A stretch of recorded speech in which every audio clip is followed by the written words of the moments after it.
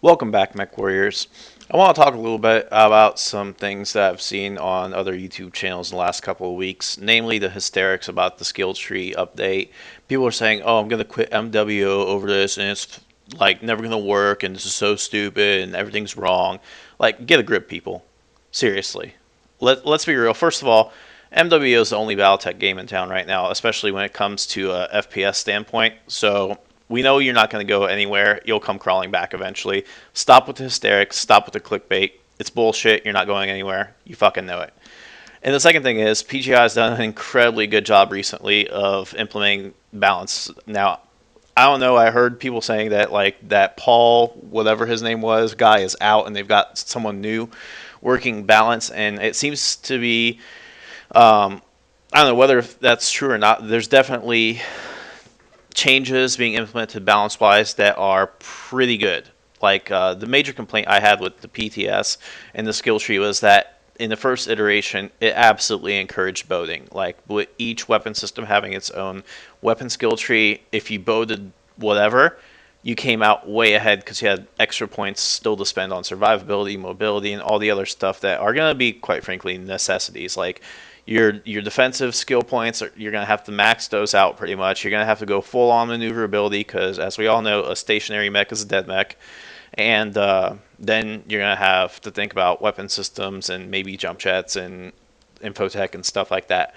But yeah, they fixed that. Now they've kind of grouped all weapons together in just a generic weapons tree. They have some specific talents, if you want to call them, for individual weapon systems that are still unique to them, and that's good. Like that was my major complaint.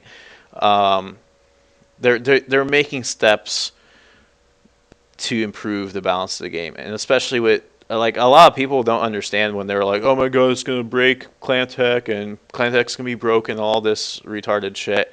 You have to understand with the new wave of weapon systems that the IS gets from 3060 on thereabouts, like those are game changers. Like let's snub those PPC is going to completely change the game when it comes to brawling because it's not going to be like, oh, we have medium lasers that still take, you know, a decent amount of burn time. You kind of have to face tank a little bit, even when you're using the IS ones, like AC-20 and a bunch of mediums. It's still a little bit face tanky. No, you're gonna pair an AC-20 with the snub nose PPCs and some SRMs, like SRM4s with Artemis, and you're gonna have a mech that literally punches holes through CTs at close range and just rotates away.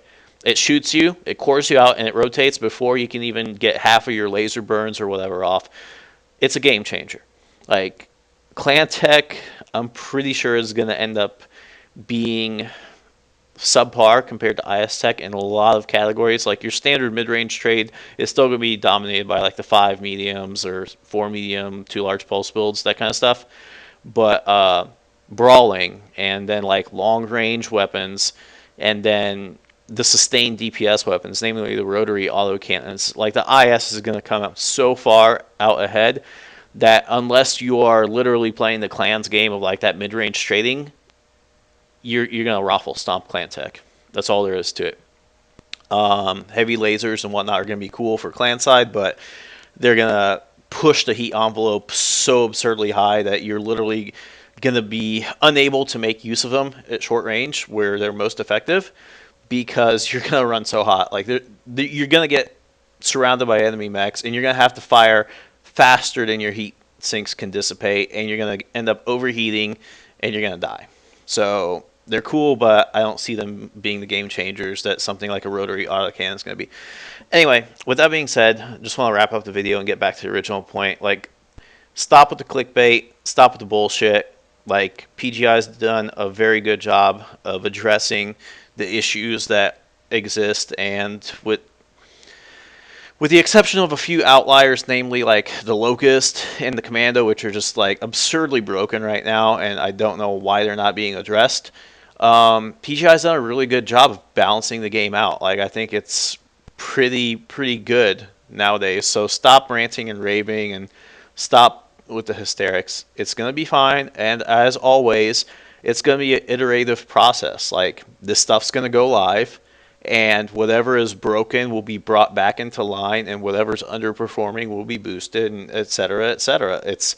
the same as it's always been in any online multiplayer game. There's always balance changes happening because as the meta shifts from one weapon system to another, back and forth, it's always changing. So chill the fuck out. Let's see how it goes live, and then let's give it some time, and then see what happens after that. There's no point with the clickbaiting, I'm quitting, like, stop. Enough. Like, how about you actually produce some decent content instead of just, like, basically reverting back to middle school teenage girls? How about that? All right. Peace.